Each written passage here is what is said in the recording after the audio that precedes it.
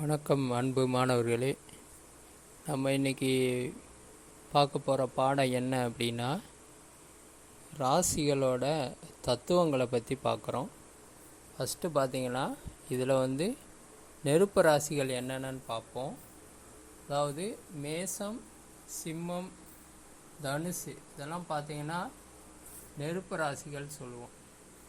அதாவது இந்த நெருப்பு ராசிகள்னால் என்ன அப்படின்னா, ஏன்னா அவங்க உடம்புல என்ன நெருப்பாக பிடிக்க போகுது அப்படின்னு கேட்காதீங்க. அதாவது அவங்களோட குணங்களை வச்சு பிரிச்சிருக்காங்க. என்ன அப்படின்னா, இந்த நெருப்பு ராசிகள் இருக்காங்கள, மேசம், சிம்மம், தனுசு, இவங்கெல்லாம் பார்த்தீங்கன்னா முடிவெல்லாம் அவசர அவசரமாக முடிவெடுப்பாங்க. ஒரு பொறுமை இருக்காது, கோபம் அதிகமாக வரும். அதே மாதிரி பிறர் கருத்தை ஏற்றுக்க மாட்டாங்க. இவங்க கருத்தை தான் எல்லோரும் ஏற்றுக்கணும்னு நினைப்பாங்க. அதே மாதிரி பிடிவாதம் அதிகமாக இருக்கும். அதே மாதிரி ஒரு செயலை தொடங்கிட்டாங்கன்னா வேகமாக தொடங்குவாங்க. ஆனால் முடிவு கடைசி வரைக்கும் போகாமல் இடையிலே பாதியிலே விட்டுருவாங்க. இந்த தன்மைகள் கொண்டவங்க தான் நெருப்பு ராசிகள் அப்படின்ற மேசம், சிம்மம், தனுசு. அடுத்து பார்த்தீங்கன்னா நிலராசிகள் என்னென்ன பார்ப்போம். நிலராசிகள் என்னென்னா ரிஷபம், கன்னி, மகரம். இவங்கெல்லாம் என்ன அப்படின்னா பொறுமையானவங்க, பொறுமைசாலிகள்னு சொல்லலாம். அதாவது அமைதி இருக்கும், பொறுமை இருக்கும். அதே மாதிரி ஒரு விஷயத்தை தொடங்கிட்டாங்கன்னா அதை கடைசி வரைக்கும் முடிக்காமல் விட மாட்டாங்க. அடுத்து பார்த்திங்கன்னா நீர் ராசிகள், அதாவது நீர் தத்துவ ராசிகள் என்னன்னு பார்ப்போம். பார்த்திங்கன்னா கடகம், விருச்சிகம், மீனம், இதுக்கெல்லாம் பார்த்திங்கன்னா நீர் தத்துவ ராசிகள் அப்படின்னு சொல்கிறோம். ஏன் அப்படின்னு சொல்கிறோம்னா, இவங்க பார்த்திங்கன்னா அதாவது இவங்க மனசு பார்த்திங்கன்னா அலைப்பாஞ்சிக்கிட்டே இருக்கும். ஒரு நிம்மதியாக இருக்கவே இருக்காது. அதாவது நீர் எப்படி ஒரே இடத்துல இருக்காதோ அதே மாதிரி இவங்களும் இவங்க மனசை ஒரே இடத்துல வச்சுருக்க மாட்டாங்க, அலை பாஞ்சிக்கிட்டே இருக்கும். இன்னொன்று என்னன்னு கேட்டிங்கன்னா, ஒரு நீரில் ஒரு சின்ன கல்லை போட்டால் எப்படி கலங்கிருமோ அது மாதிரி தான் ஒரு சின்ன விஷயத்துக்கு கூட ரொம்ப கலங்கி போய் நிற்பாங்க. அது மனசில் தைரியம் இல்லாதவங்க, ஆனால் வெளியில் காமிச்சிக்க மாட்டாங்க. அடுத்து பார்த்தீங்கன்னா காற்று தத்துவ ராசிகள். இந்த காற்று தத்துவ ராசிகள் என்னென்னு பார்த்தீங்கன்னா மிதுனம், துலாம், கும்பம். இவங்க பார்த்தீங்கன்னா இவங்க மனசு பார்த்தீங்கன்னா காற்று மாதிரி இருக்கும். அதாவது பார்க்க அமைதியாக இருப்பாங்க. இவங்க எப்போ கோவப்படுவாங்க, எப்போ சிரித்து பேசுவாங்க, எப்போ கரெக்டாக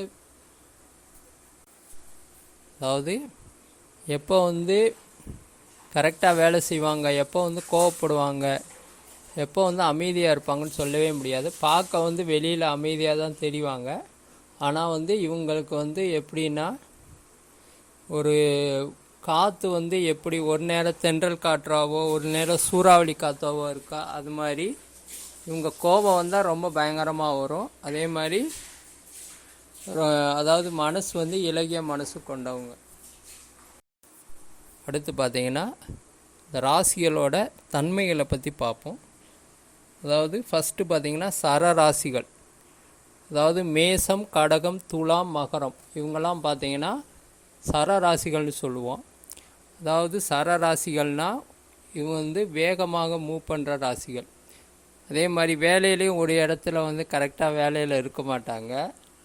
அதே மாதிரி ஒரே இடத்துல வேலையில் இருந்தாலும் ஒரே வேலை பார்க்க மாட்டாங்க. அதாவது ஒரு கார்ப்பரேட் கம்பெனியில் வேலை பார்த்தாலும் ஒரே வேலையை பார்க்க மாட்டாங்க. ஒன்று ப்ரொமோஷன் கிடச்சிருக்கும், இல்லாட்டினா வெளியில் போயிடுவாங்க. இந்த மாதிரி நடக்கும்.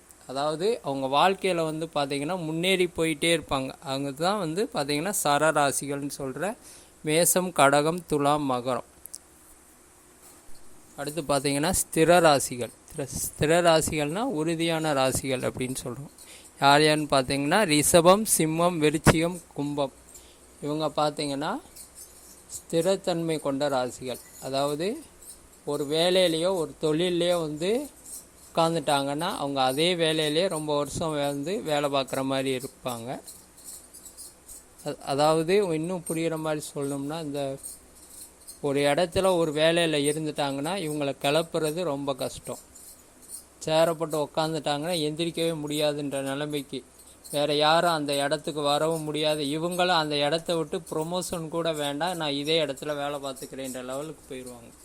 அதுதான் பார்த்திங்கன்னா ஸ்திர ராசிகளான மேசம், சிம்மம், விருச்சிகம், கும்பம். லாஸ்ட்டு பார்த்திங்கன்னா உபயராசிகள். உபயராசிகள் என்னென்னா விவேகமானவங்க, ரொம்ப ஐடியா பண்ணுறவங்க. யார் யாருன்னா மிதுனம், கன்னி, தனுசு, மீனம். இந்த 4 ராசிகள்னு பார்த்திங்கன்னா வந்து இடத்துக்கு தகுந்த மாணிக்கு, ஆளுக்கு தகுந்த மாணிக்கு மாறிக்கிட்டே இருப்பாங்க. இவங்க பேச்சு வந்து ஒரே நிலைமையில் இருக்காது, ஒவ்வொரு ஆளுக்கு தகுந்த மாதிரி பேசுவாங்க. இவங்க மனசும் அப்படி தான், அந்தந்த இடத்துக்கு ஏற்ற மாதிரி மாறிக்கிட்டே இருக்கும். அதனால் எந்த இடத்துலையுமே வந்து யார்கிட்ட எப்படி பேசணும்னு நல்லாவே தெரிஞ்சவங்க. அந்த பேச்சை வச்சு அவங்க காரியத்தை அவங்க சாதிச்சுக்கிடுவாங்க. யார் யாருன்னு பார்த்தீங்கன்னா விவேகமான ராசிகளான மிதுனம், கன்னி, தனுசு, மீனம். இவங்கெல்லாம் வந்தீங்கன்னா உபயராசிகள். வணக்கம் மாணவர்களே. அதாவது இப்போ நம்ம இறுதியில் என்ன சொல்கிறோம் அப்படின்னா, இப்போ இத்தனை பாடங்கள் வந்து நம்ம எடுத்திருக்கோம், அடுத்தடுத்து பாடங்கள் எடுக்க போகிறோம். ஆனால் வந்து நம்ம மாணவர்கள் வந்து நம்ம பேர் தெரியலை.